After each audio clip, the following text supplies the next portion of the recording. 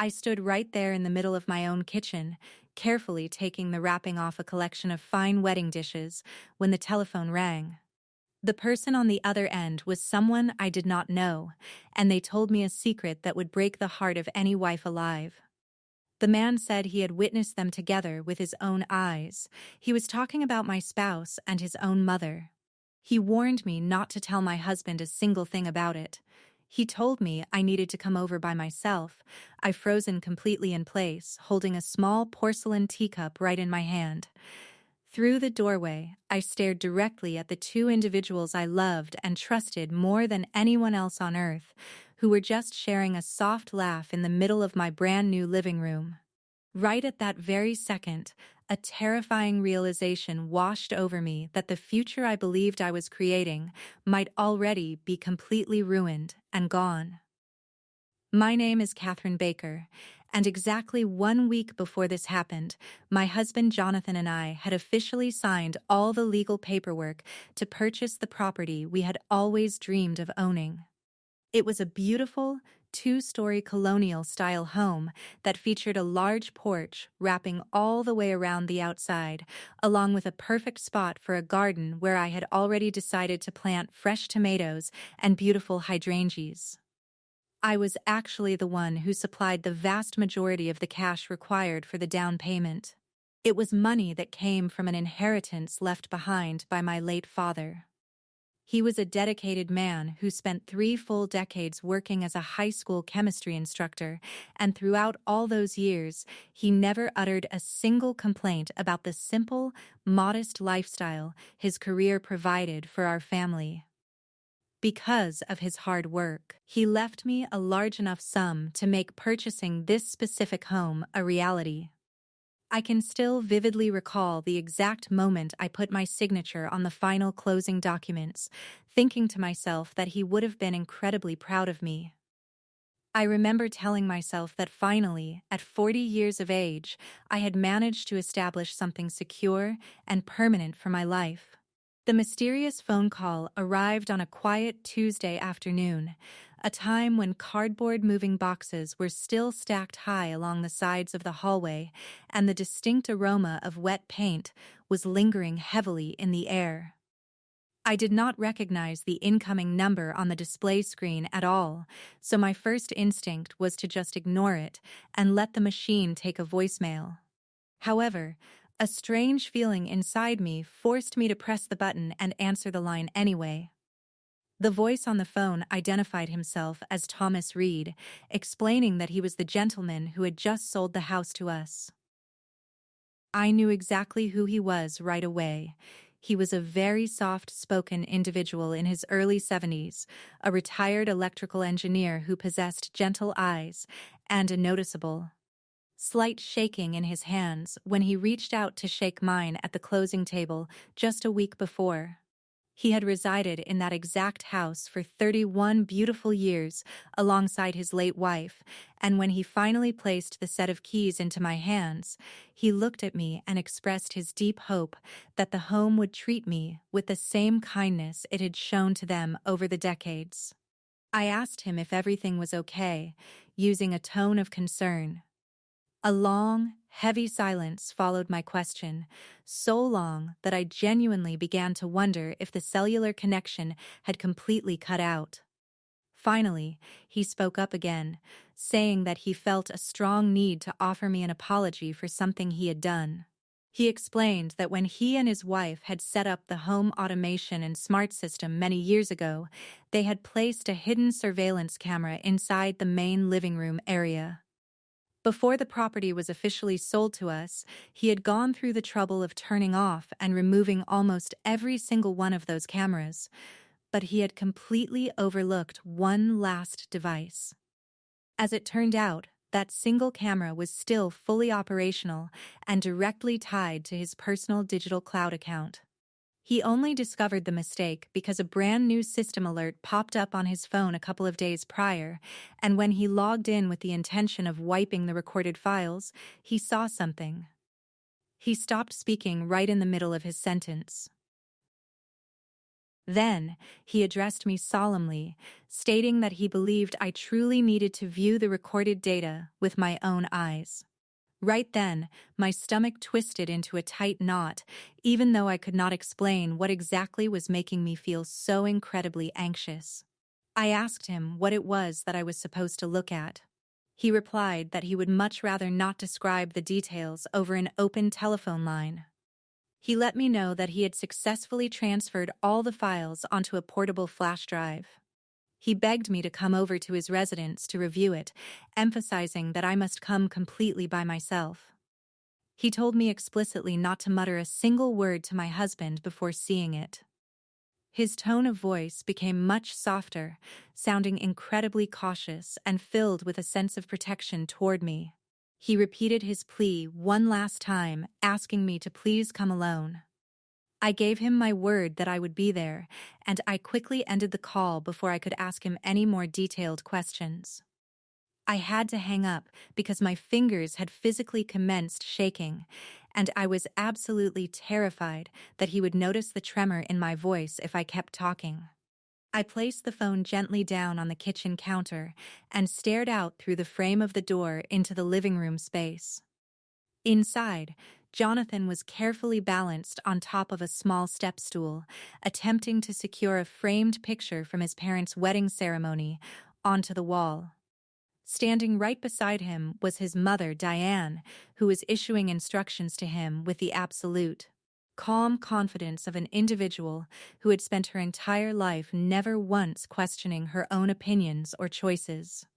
She told him to move the frame just a bit to the left side. Without offering a single word of complaint or resistance, Jonathan immediately shifted the picture frame, behaving in the exact submissive manner he always displayed whenever he was around his mother. The two of them were sharing a light-hearted moment, chuckling about a tiny inside joke that I had completely missed out on hearing. For a brief period of time, I just stood there, silently observing their interactions, scanning their facial expressions very closely to see if I could detect any hidden cracks or unusual behaviors that would explain why Thomas Reed thought I needed to rush over. But I saw absolutely nothing out of the ordinary. Jonathan happened to turn his head in my direction and noticed me watching. He flashed me that identical, comfortable smile that had captured my heart over a decade ago, right during the time I was still deeply mourning the loss of my father. Back then, Jonathan had appeared in my life at the absolute perfect moments, offering the exact support I required. He looked at me and noted that I seemed to be very pale. I told him I was completely fine, claiming that I was simply exhausted from all the moving. I fabricated a story on the spot, telling him that I needed to run an errand because we were running incredibly low on the specific paint color needed for the spare bedroom upstairs. It was a total untruth, delivered smoothly and without hesitation, and it honestly shocked me a little bit to realize how effortlessly I could lie to him. Diane turned her gaze toward me, letting her eyes rest on my face for a half-second longer than normal. It was a familiar look, one she often gave me, as if she were constantly and silently evaluating my worth against a hidden baseline of perfection that I would never be able to reach.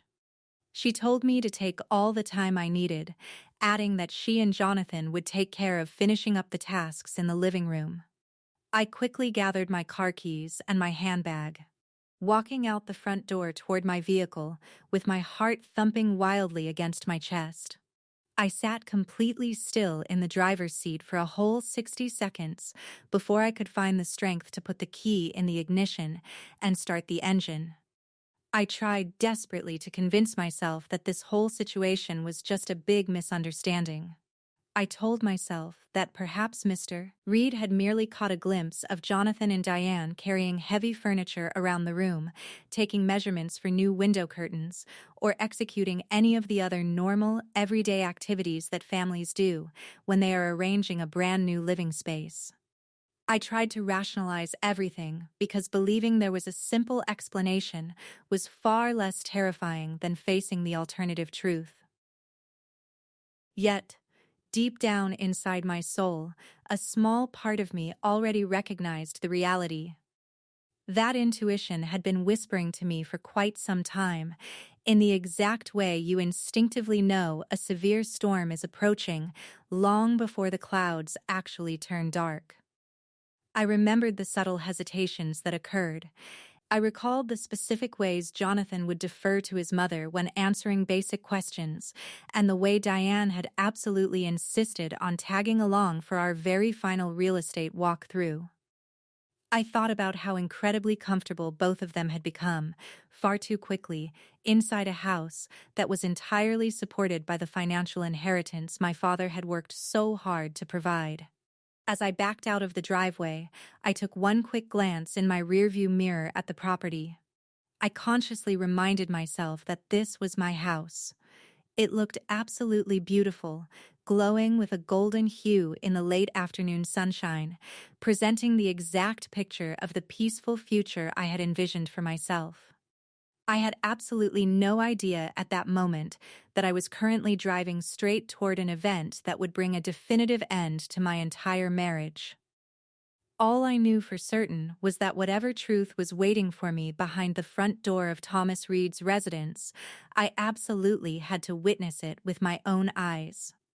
The new place Thomas Reed moved into was a small, modest rental property located on the far edge of town. It was a very neat, organized, and tranquil little home, precisely the sort of residence that belongs to an individual who has spent his entire existence being meticulous and precise about everything. He opened up the front door for me before I even had a chance to raise my hand and knock, suggesting he had been standing by the window actively waiting for my vehicle to pull up. The solemn look written across his face immediately confirmed that this meeting was not going to be the simple misunderstanding I had spent the drive hoping it would be. He expressed his gratitude to me for making the trip over, stepping back out of the way so that I could walk inside the house. He admitted that he had not been entirely certain I would actually show up. I replied that the way he spoke on the phone made the matter sound incredibly critical. He agreed, confirming that it was absolutely critical. He guided me over to a small table situated in the kitchen, where a portable laptop computer was already set up and opened. The display screen was completely dark, sitting in standby mode, waiting to be activated. He kindly requested that I take a seat. I sat down in the chair, and right then I noticed that my fingers felt completely frozen, despite the fact that it was a very warm afternoon outside. I tightly interlaced my hands together right in my lap, doing everything I could to hide the fact that they were shaking from his view. Thomas slowly lowered his body into the seat directly across from me, moving with the very deliberate, cautious motions of a senior citizen whose joints had been causing him severe pain for a long time. He sat in complete silence for a brief moment before he began to explain himself. He told me that he wanted to make sure I understood one thing before we began. He stated clearly that he was absolutely not the kind of person who took pleasure in sticking his nose into other people's private affairs.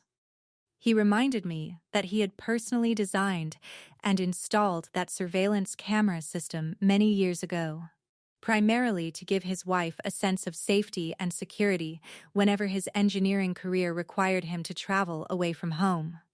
When they finally sold the property to us, he had gone around and unhooked every single camera device he could think of.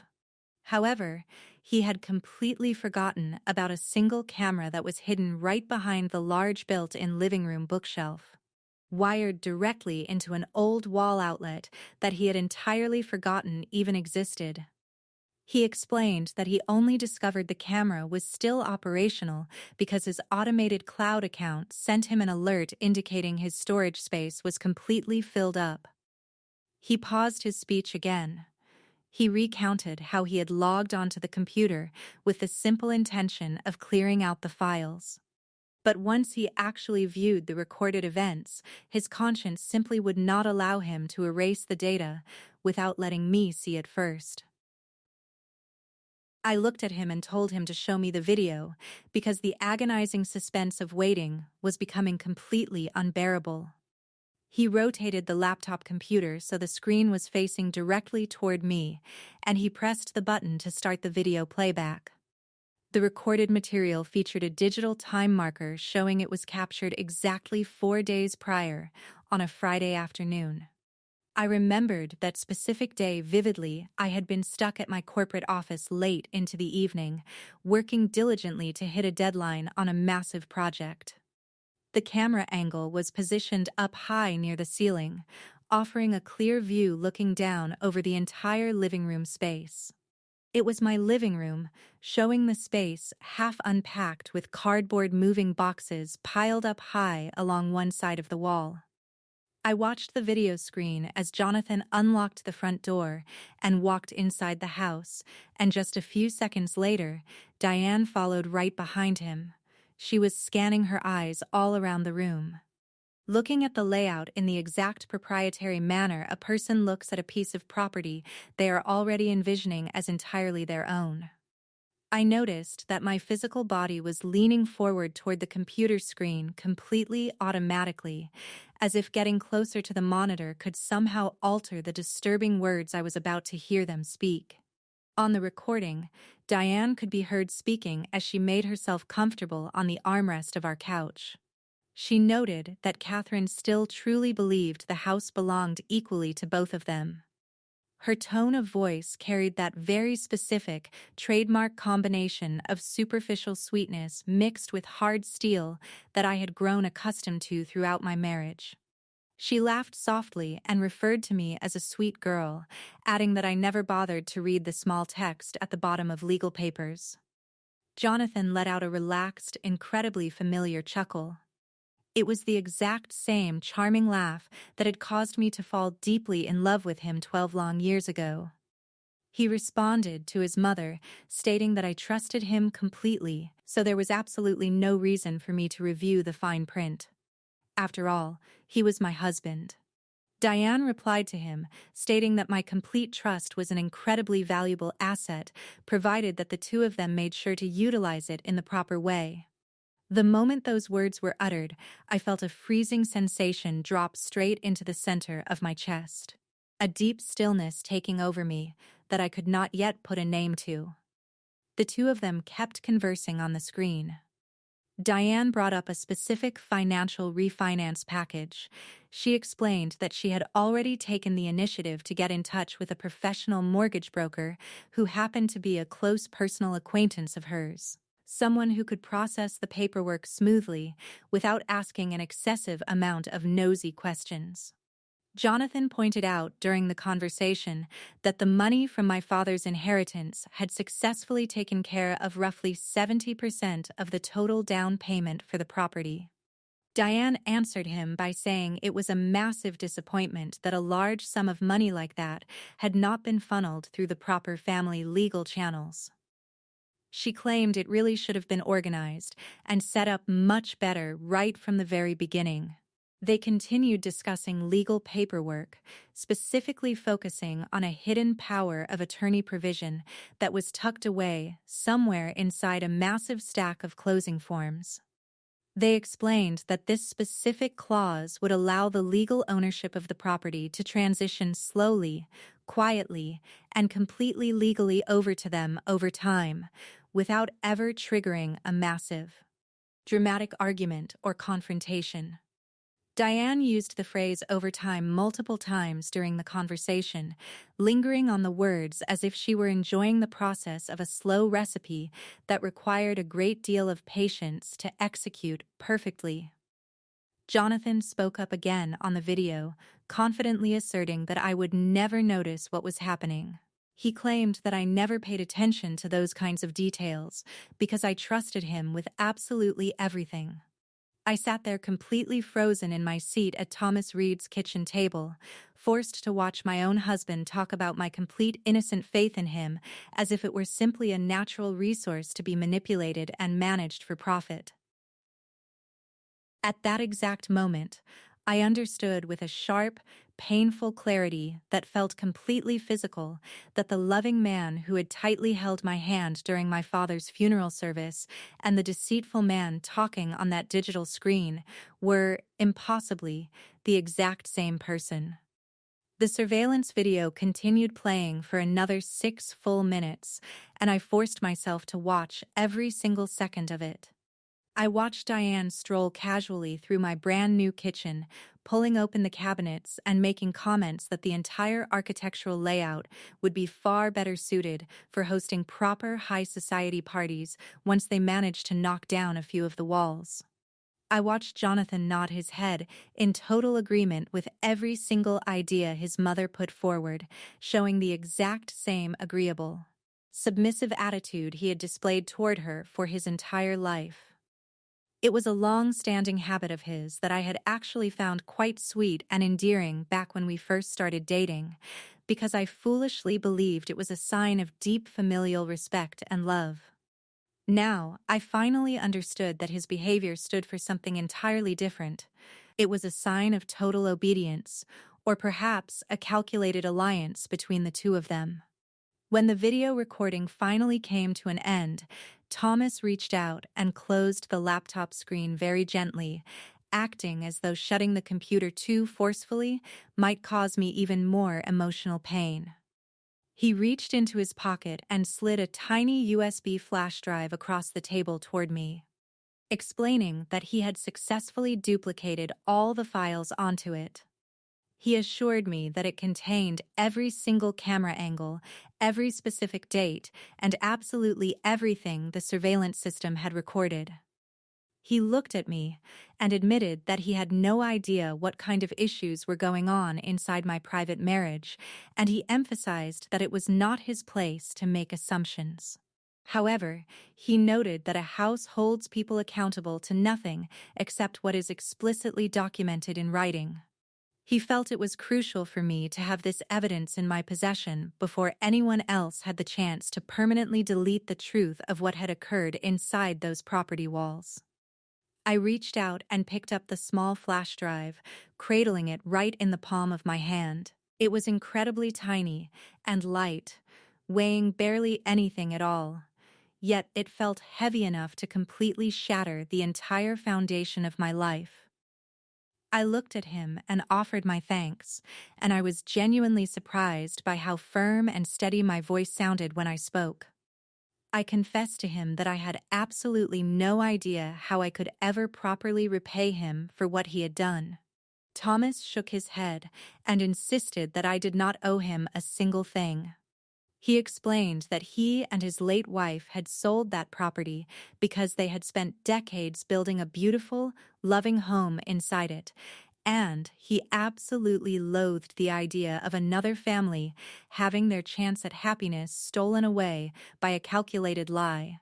He walked me to the front door, and right before I stepped out onto the porch into the dimming evening light, he offered me one last quiet piece of advice that sounded almost like a warning.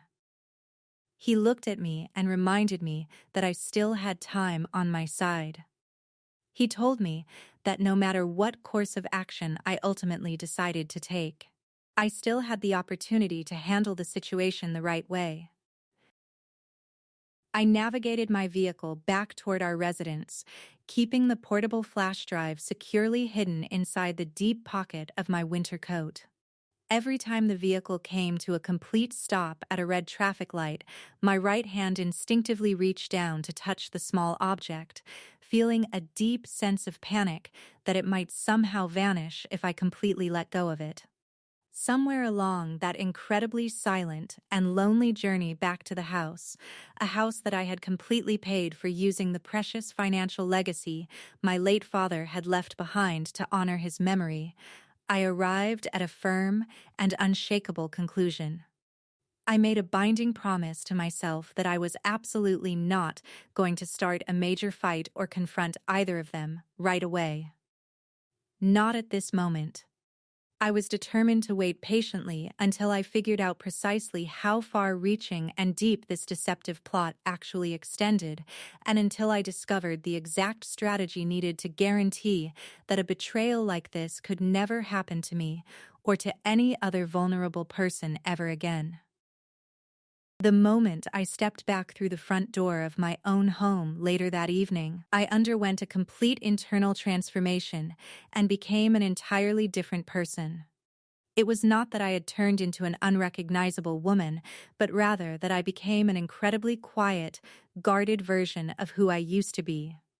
I was a woman who had suddenly learned, in the short duration of a single afternoon, that the absolute safest place to protect the absolute truth was hidden deep behind a firmly locked door inside the center of my own chest.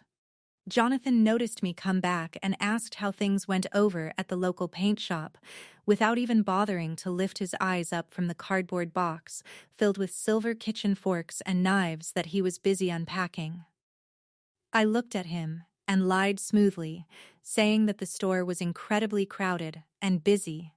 I added that I had decided it would be much better to return there tomorrow morning when the crowd cleared out and things were far more tranquil. He simply nodded his head in complete satisfaction, accepting my excuse without a single question, and that brief interaction marked the absolute end of the conversation. I can still vividly recall standing completely still in the frame of the doorway for a long moment, silently watching him organize our eating utensils into the plastic drawer divider that I had purchased just a few weeks prior, with such innocent, simple joy. As I observed him, an incredibly bizarre and unfamiliar emotion began to wash over my entire being. It was not a burning sensation of intense anger, at least not yet, but rather a state of absolute, freezing clarity. It felt exactly like the sensation of stepping outside into the open air on the very first morning of a bitter winter freeze, where the temperature drops so low that you can suddenly see the physical shape of your own breath hanging in the air. Over the course of the next several days, I committed myself to doing something that I had never once done throughout our entire 12 years of married life. I deliberately began to observe my husband with the detached, analytical eyes of a complete stranger. I started picking up on minor details that I had technically looked at for years, but had never truly taken the time to analyze or see for what they were. I took note of the fact that Jonathan insisted on personally managing every single scrap of financial paperwork and mail that arrived at our house. He would meticulously categorize every monthly utility bill and bank statement with a highly practiced, efficient routine that I had previously looked up to and admired. Whenever I had offered to pitch in and assist him with the household books in the past, he would always dismiss it by claiming that it was just much simpler and more convenient for him to handle it on his own. I also began to notice a pattern with Diane, who made a habit of showing up at our house nearly every single day under the sweet pretense of helping us unpack and settle into our new environment. She would consistently find a way to be the exact person who walked out to the mailbox at the very edge of our driveway to gather the mail before I even had the chance to pull my car in after finishing a long day at the office. I focused heavily on the way their private dialogue would immediately shift the exact instant I walked into whatever room they were occupying. They would not stop talking altogether, but their voices would drop significantly lower, and the topic would completely change course, behaving exactly like a stream of water effortlessly finding a brand new path around a solid rock blocking its way. Taken completely on its own, not a single one of these behaviors would have raised any real suspicion or meant anything important. However, when you pieced every single clue together, it added up to absolutely everything.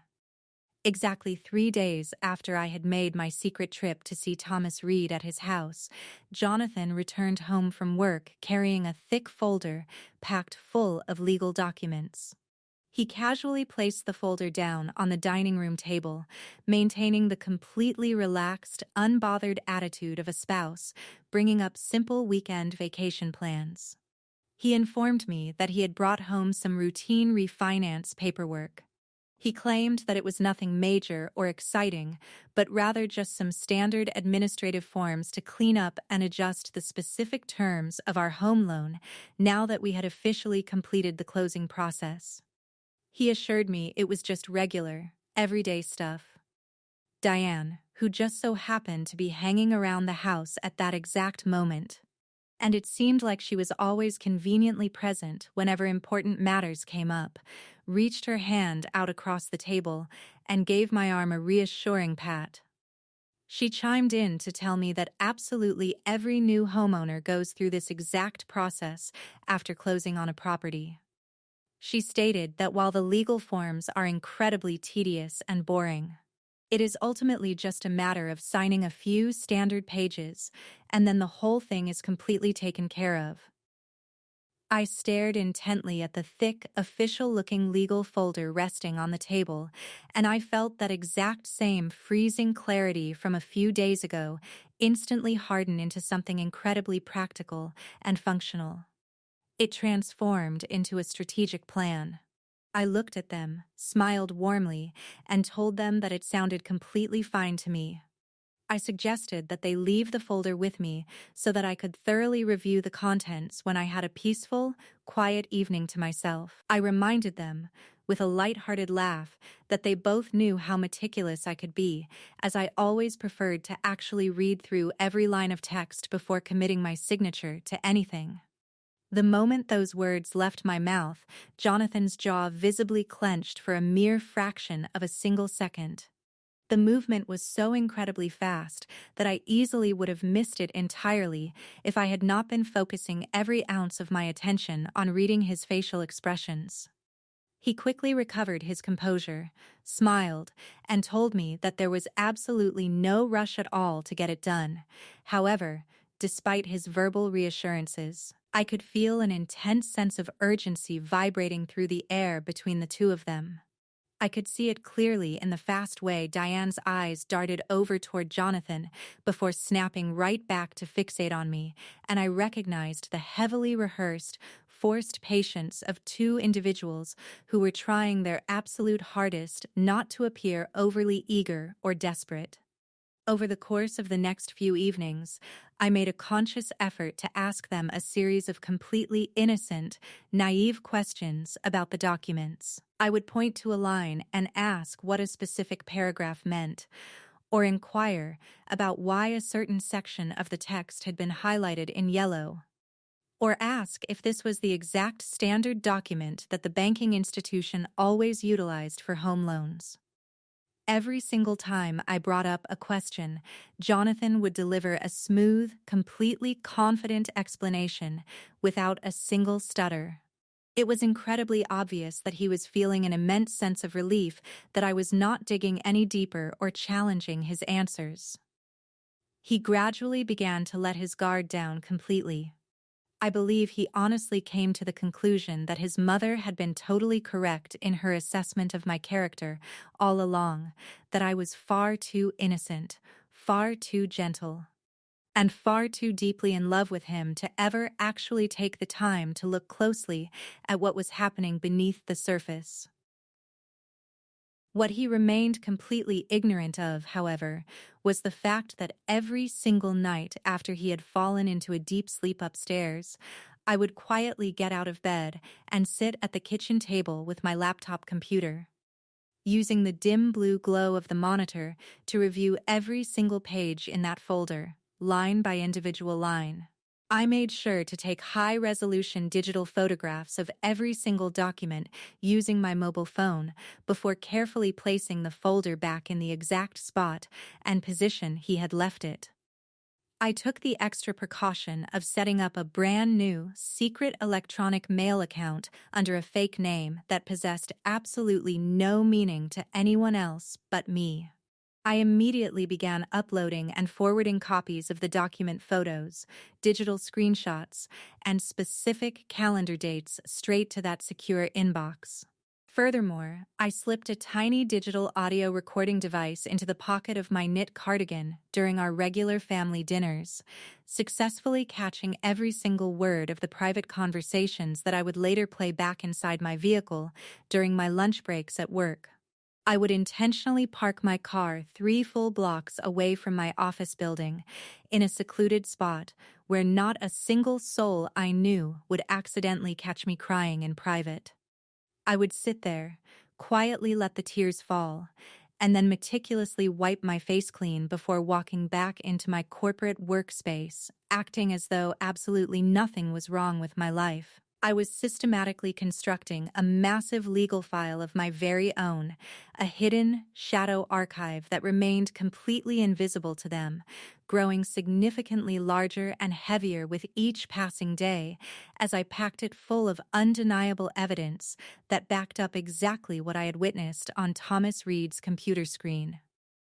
It was during the 5th consecutive night of my secret research, while reading through the pages by the tiny glow of my laptop screen as Jonathan slept soundly in the bedroom upstairs, that I stumbled upon the specific legal clause that altered the entire trajectory of the situation.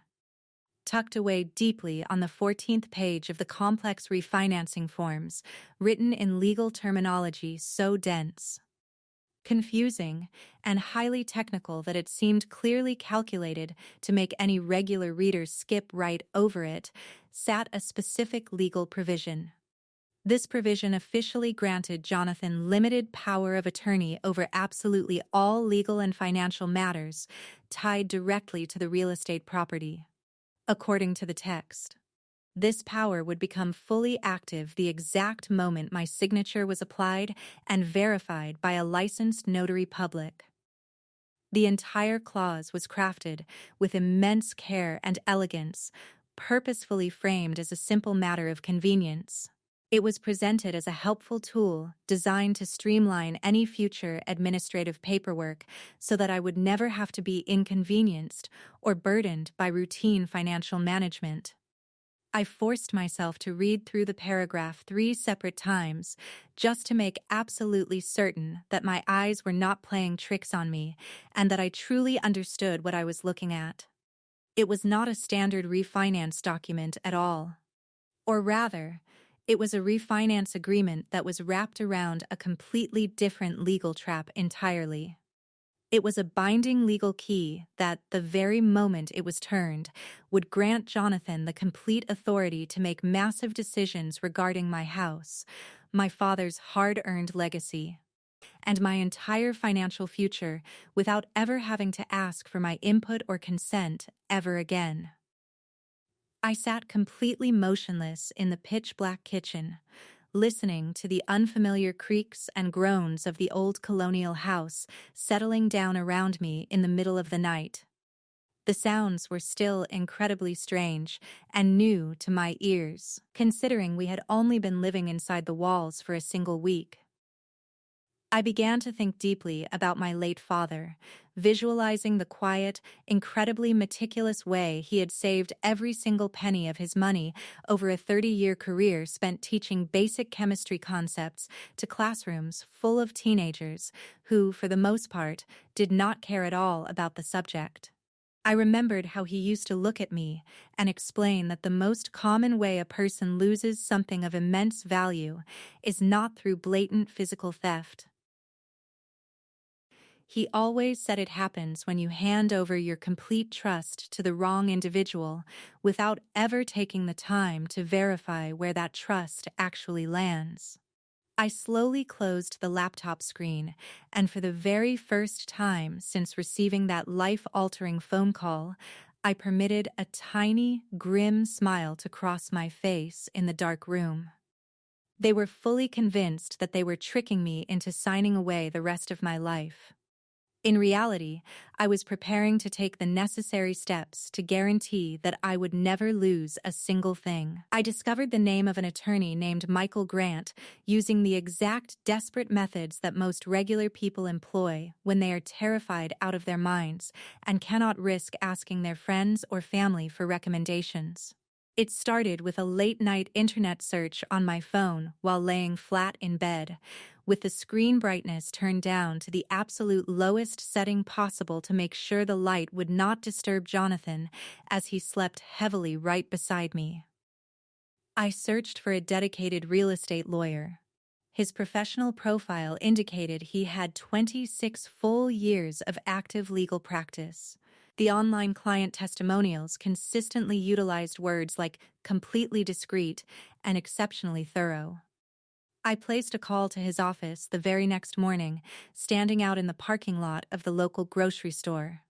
My heart was pounding so violently against my ribs that I genuinely felt like I was committing a shameful crime, rather than simply taking the necessary steps to protect my own life. I spoke to the staff and requested the absolute earliest appointment they had available, choosing a slot that would allow me to avoid having to explain the details of my situation to a front desk receptionist.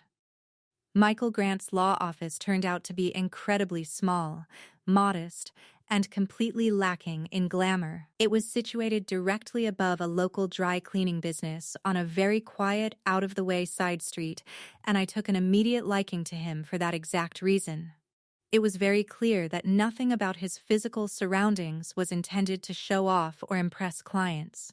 He appeared to be roughly 50, 8 years of age, with distinguished gray hair coloring his temples and the completely relaxed, unhurried body language of a seasoned professional who had already encountered every single version of the heartbreaking story I was about to tell him. It was obvious that he had completely stopped being shocked by human behavior many years ago. I brought a massive collection of evidence with me to the consultation. I brought the physical USB flash drive, the printed photographs of the legal forms, duplicate copies of the emails, and the audio recordings which I had carefully categorized by calendar date on my phone.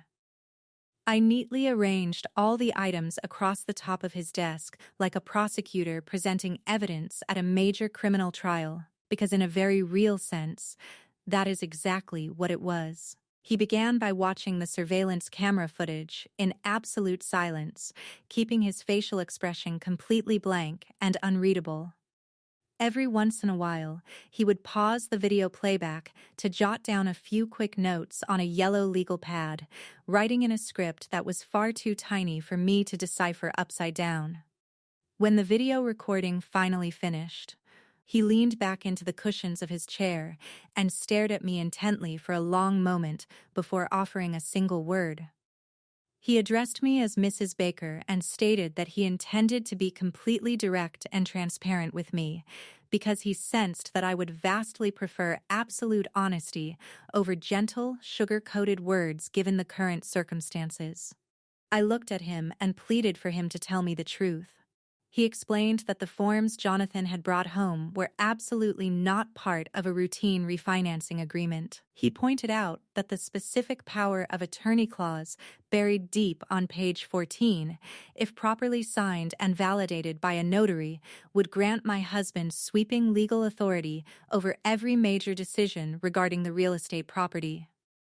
He clarified that it would not grant him total, absolute control over the house immediately, but it would provide a massive legal framework.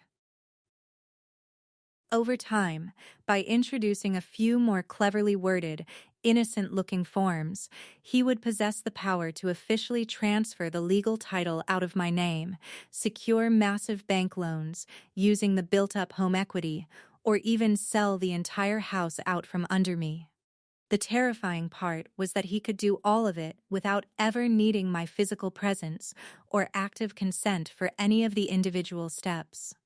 He noted that the document was masterfully designed to appear completely harmless to the untrained eye.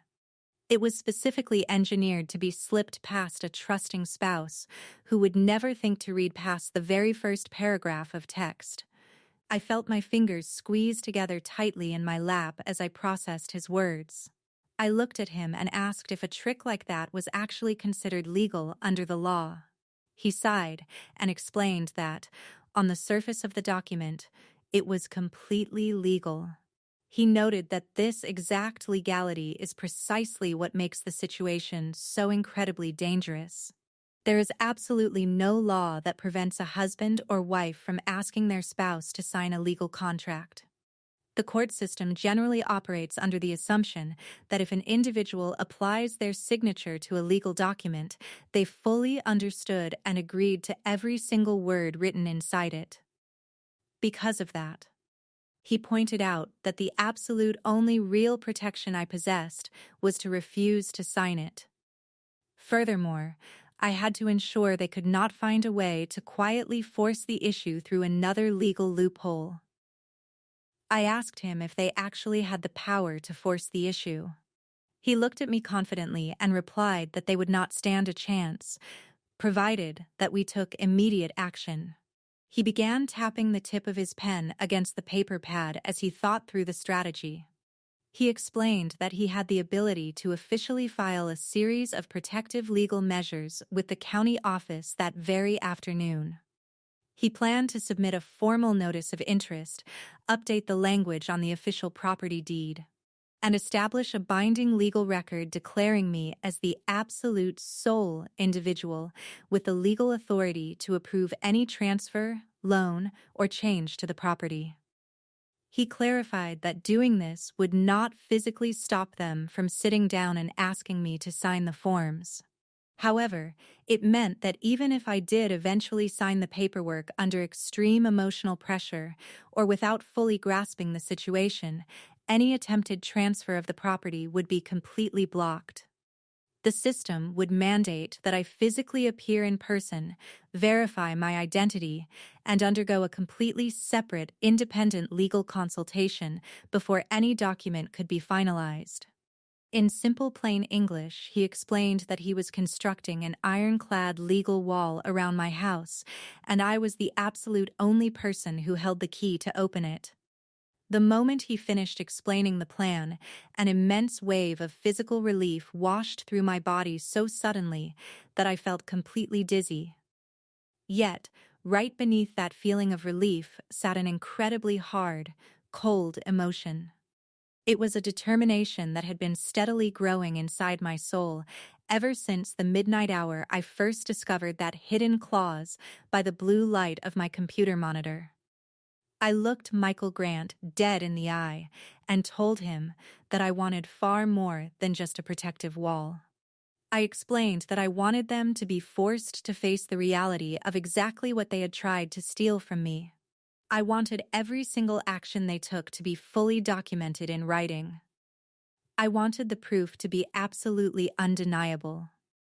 He stared at me intently for a long moment, and a sudden shift occurred in his facial expression. It was not a look of surprise, but rather a profound sense of professional respect. He told me that if that was my goal, we had to execute the plan with extreme caution. He instructed me to continue behaving exactly as I had been doing over the past few days. He told me explicitly not to refuse to sign the paperwork and absolutely not to start a confrontation with them. He explained that we needed to let them believe they were incredibly close to successfully finishing the plan they had started. He pointed out that the more comfortable and confident they became, the more careless they would be with their spoken words. And the more incriminating statements they made, the stronger my legal position would become. He promised that while I played my part at home, he would take care of filing every single piece of protective paperwork required to guarantee that no matter what transpired at the dining room table, absolutely nothing could happen to the house without his office reviewing it first. I walked out of his law office later that afternoon, carrying a set of documents of my very own. Official, stamped carbon copies of every single protective filing he had promised to submit to the courts that week. As I drove my car back to the house, I spent the entire journey silently practicing the specific version of myself that I needed to keep performing for my husband and mother-in-law. I had to project the image of a deeply grateful wife, a completely trusting partner, a woman who was slowly, sweetly letting go of her hesitations and coming around to the idea of signing away a life that, unbeknownst to them, was already legally armored and completely protected against their plot. The performance worked far better than I ever could have anticipated. Within just 48 hours of my meeting with the lawyer, Jonathan's entire attitude underwent a massive shift from guarded caution to absolute relaxed comfort. That intense tightness that I had previously noticed lingering around his jaw during our very first discussion about the refinancing paperwork had completely vanished. He began discussing our financial matters far more openly during dinner, casually mentioning offhand that once all the routine paperwork was officially finalized, he would finally start gathering price quotes to build that custom home office he had always dreamed of putting in the basement. Diane, who possessed an uncanny ability to sense victory the exact way an animal senses a shift in the weather, began showing up at our house carrying massive collections of interior paint samples and home design catalogs. She would hold the fabric swatches up against my living room walls, displaying the absolute confidence of an owner decorating a piece of property that she already considered entirely her own. I quietly sat back and watched the two of them systematically build up their elaborate house of cards, one relaxed, confident conversation at a time, and I made sure not to utter a single word that might disturb their peace. On a quiet Thursday evening, Diane brought up the subject of the paperwork almost completely casually. She mentioned that she happened to know a licensed notary public who would be more than happy to come directly to our house to witness the signing. She claimed that would be so much more convenient and easier than forcing me to drive out to a corporate office somewhere, especially considering how incredibly busy and stressed I had been with work lately. I intentionally allowed a long moment of visible hesitation to pass, mimicking the exact behavior of a woman who was finally preparing to surrender control of something she had been clinging to far too tightly. And then I forced a warm smile onto my face. I looked at her and suggested that we schedule the signing for Monday evening. I claimed that choosing Monday would grant me the entire weekend to mentally prepare and feel completely settled about the decision. The moment I agreed, Diane's entire face lit up with a look of pure, unadulterated triumph.